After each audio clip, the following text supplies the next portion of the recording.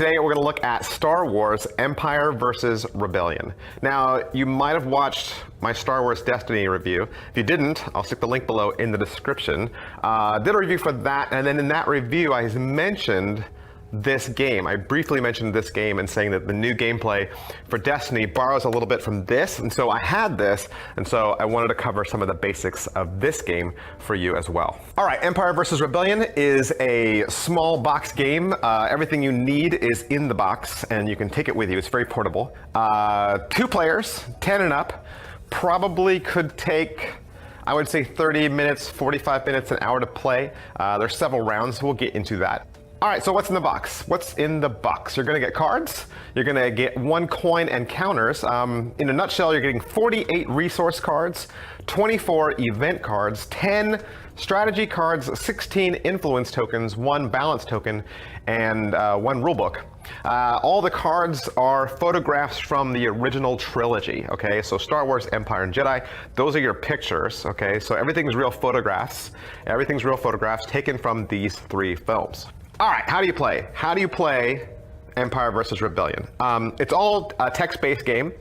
You're reading the cards that you draw, okay? So it's text-based. So depending on the type of card you draw, the text kind of tells you what to do and how to play that card. At the beginning of the game, you kind of separate all the decks. You break them all down into their piles. You turn them face down. So your resource cards, your event cards, strategy cards, all that. And then you separate Empire versus Rebellion, obviously. One person picks Empire, one person's Rebellion.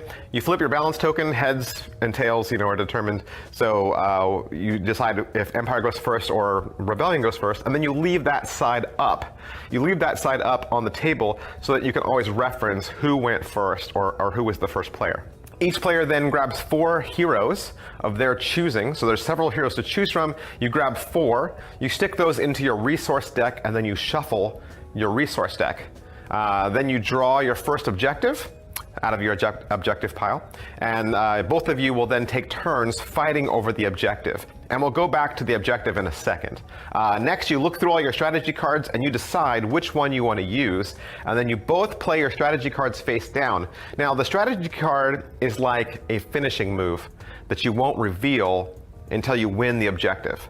So it's like you win the objective, and then here's one more last bonus move that you can execute. So you'll either execute it after you win or after you lose. And then so how the strategy card will turn out will really determine who won and who lost. All right, so going back to the objective, going back to the event cards, it kind of has a blackjack element to the game, all right?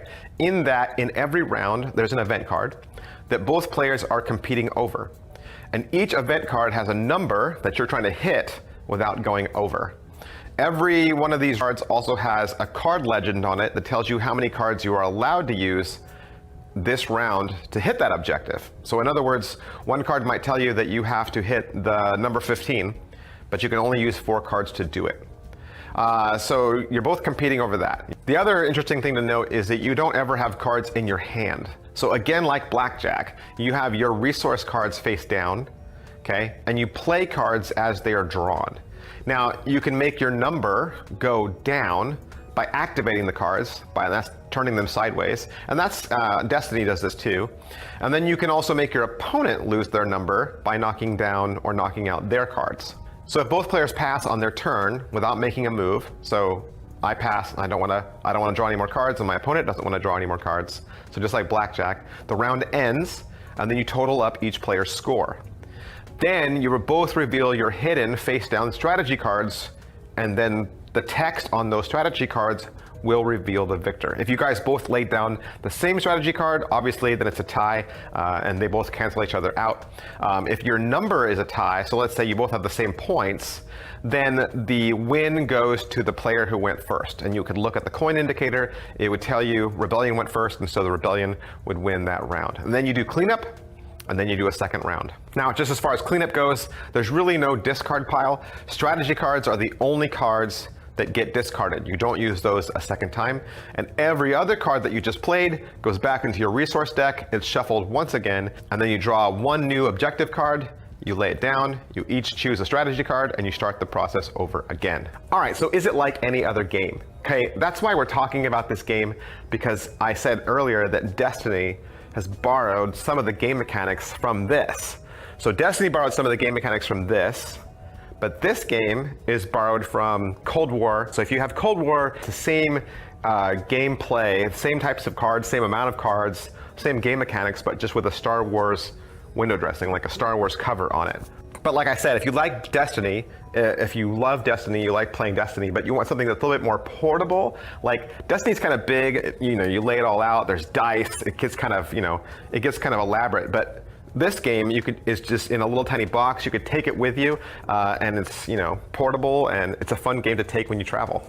All right, so expansions. Are there any sort of expansions or anything you can add to Empire versus Rebellion? No, it's totally self-contained. So again, there's nothing extra. There's no playmat. There's no dice. There's no booster packs. Nothing like that. Everything is encapsulated within this tiny box. And like I said, it's a good, fun game, especially if you already like Destiny, but you want to do something that's more portable or just more self-contained.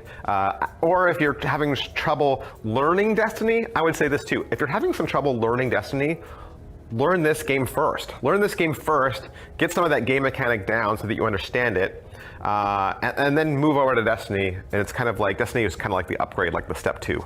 Is it fun? Is it fun? Of course, at the end of the day, we're talking about games, so we want to know, is it fun? It's totally fun, especially if you already like the Star Wars franchise. I think if you like the Star Wars franchise, Star Wars fans are we're very forgiving for our games because, you know, in the past, whether it's board games or even video games, there's been a lot of cruddy Star Wars titles, but we'll play it anyway because it's Star Wars. It says Star Wars on it. But I really like this for a lot of the things that I've just mentioned.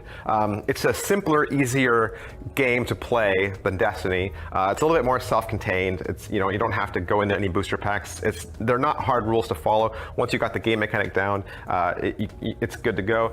The photography on it is fun, and you get to see all the different characters. You get to play a little bit of strategy with Empire versus Rebellion, and then the hidden card, the card you lay upside down, that's fun to like use as your finish move or your bonus move and say, you thought you won, but I had this strategy card, and so that's fun too. So there's a lot of fun play element to it, absolutely. How much is it? It's $10. It's $10. So it's totally affordable. You can find it on Amazon for about $10. You can find it out there on eBay for about $10. Like I said, it's a great game. It's a card game. It's not really a CCG because there's nothing to collect. And there's not really a deck building game because everybody's deck is the same. The only interesting element to it is which heroes you pick. So you have a variety of heroes, you pick 4. And so that is the only deck building aspect to it. Otherwise, their deck and your deck is almost the same, except you shuffle it differently, obviously, and the graphics are different. The Empire has a little bit more of cards that kind of take away life force, and the Rebel have a little bit more that give life force, but other than that, they're really similar decks, really similar play.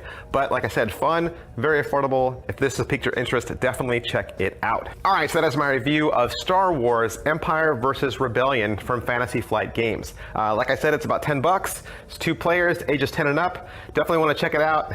I'll see you guys next time.